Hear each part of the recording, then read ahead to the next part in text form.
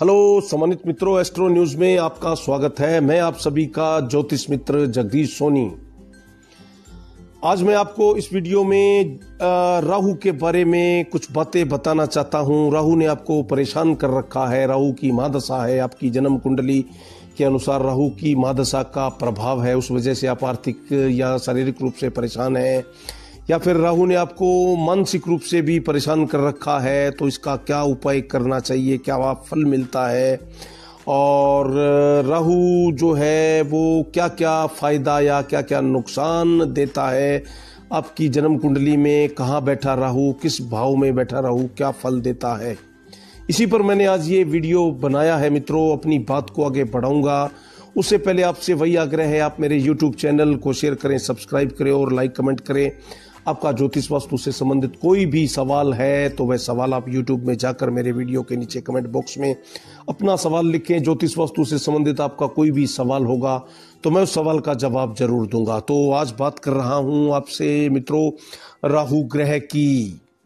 इस ग्रह की महादशा जो होती है आपकी जन्म कुंडली में, अगर राहु की महादशा है तो वो 18 वर्षों तक प्रभावी रहती है। 18 ईयर तक राहु की महादशा का प्रभाव रहता है मित्रों। और ये भी निश्चित है कि सभी के लिए राहु अशुभ नहीं होता मित्रों। अगर राहु आपका वृष, मिथुन या कन्या राशि में मौजूद है तो इन 3 राशियों में राहु की स्थिति को काफी शुभ माना जाता है, अच्छा माना जाता है। हालांकि राहु सभी के लिए अच्छा नहीं होता दोस्तों, परंतु वृष, मिथुन या कन्या राशि में मौजूद राहु की महादशा अंतरदशा में आपको कुछ आर्थिक फायदा होने की संभावना बनी रहती है। परंतु अपनी महादशा अंतरदशा में ये सभी को परेशान जरूर करता है। यदि इसकी महादशा का प्रभाव है तो स्थान परिवर्तन की प्रबल संभावनाएं बनी रहती हैं। मकान का परिवर्तन, स्थान का परिवर्तन या व्यापार का परिवर्तन होने की संभावना बनी रहती है मित्रों। ये राहु की सबसे बड़ी विशेषता है। इसे अलगाववादी ग्रह कहा जाता है, यानी कि ये सभी रिश्तों से या ये किसी स्थान से अलग करवाने वाला ग्रह होता है। और इसके 3 नक्षत्र हैं मित्रों। इसका पहला नक्षत्र है आद्रा नक्षत्र है, स्वाति और सतमिसा, इसके ये 3 नक्षत्र हैं मित्रों। और इसके जो अधिमित्र हैं, इसके अधिमित्र शुक्र और शनि ग्रह को माना जाता है, और बुध को भी इसका मित्र कहा गया है। चौथे घर में राहु है। किसी व्यक्ति की जन्म कुंडली के चौथे घर में, 4th हाउस में यदि राहु बैठता है मित्रों, तो एक बात याद रखें कि वह व्यक्ति जिस घर में भी रहेगा उस घर में वास्तु दोष निश्चित होता है। चौथे घर का राहु हमेशा वास्तु दोष उत्पन्न करने वाला होता है, व्यापारिक रूप से, मानसिक रूप से। 4th हाउस का राहु जो है वो उस घर में वास्तु दोष तो रखेगा ही, परंतु ऐसा व्यक्ति जीवन भर मानसिक रूप से असंतुष्ट रहता है। सब कुछ प्राप्त करने के बाद भी वह कभी भी अपने आप को संतुष्ट नहीं समझता या संतुष्ट नहीं पाता। वो इसलिए कि चौथा घर जो है वो राहु का स्थान नहीं है मित्रों। 4th हाउस का राहु जो है वो मानसिक परेशानियां भी बहुत देता रहता है। स्थान परिवर्तन मैंने बहुत सी जन्म कुंडलियों में अनुभव किया है कि चौथे घर का राहु जो है वो मकान परिवर्तन, बार बार अपनी महादशा में मकान का परिवर्तन जरूर करवाता है।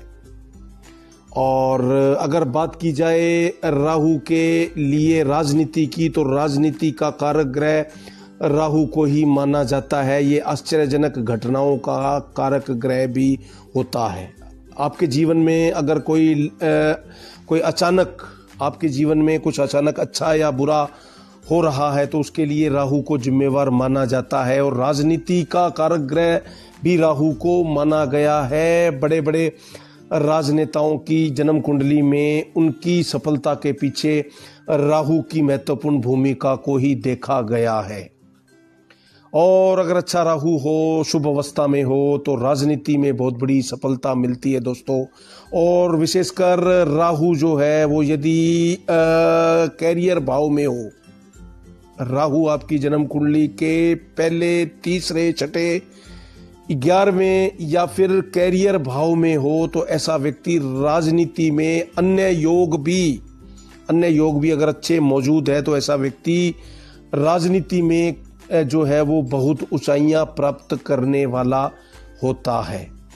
अगर आपकी जन्म कुंडली में राहु बहुत अशुभ अवस्था में है, 8वें भाव में है, 8th हाउस का राहु काफी अशुभ माना जाता है दोस्तों। 12वें घर का और 8वें घर का राहु काफी अशुभ होता है मित्रों। विशेषकर 8th हाउस का राहु जो है वो जीवन में काफी मुश्किलें और मुसीबतें पैदा करने वाला होता है। और इसके अलावा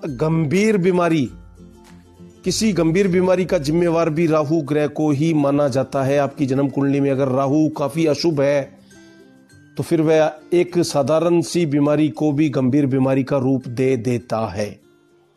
तो अब मैं बात करूंगा कि राहु ने अगर आपको वो परेशान कर रखा है और आप पर महादशा उसी की है, या फिर इस समय राहु का भ्रमण जो है मित्रों, राहु का भ्रमण इस समय वृष राशि पर है, तो जन्म राशि या नाम राशि आपकी वृष है या राहु की महादशा का प्रभाव है, उस वजह से आप बहुत परेशान हैं मित्रों। तो क्या उपाय करने चाहिए? इसका सबसे पहला और सबसे अच्छा उपाय है दुर्गा चालीसा का पाठ करना चाहिए। सायंकाल जो व्यक्ति सूर्यास्त के बाद दुर्गा चालीसा को पूर्ण आस्था से पढ़ता है उसे राहु का कभी बुरा प्रभाव नहीं मिलता। इसके अलावा राहु के लिए सफेद चंदन का प्रयोग जरूर करना चाहिए मित्रों।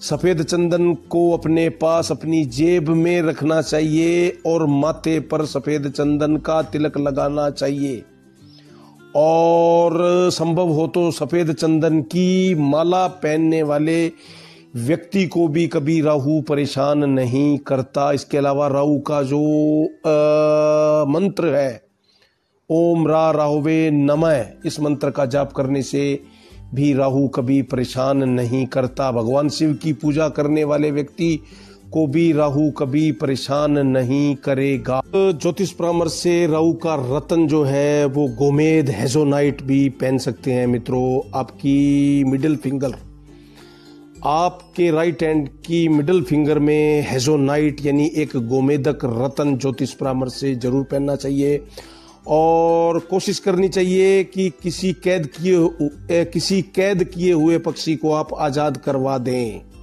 अगर कोई व्यक्ति किसी कैद किए हुए पक्षी को किसी व्यक्ति ने आजाद करवा दिया तो उस पर राहु बहुत प्रसन्न होता है। राहु का बुरा प्रभाव उस व्यक्ति को कभी नहीं मिलता।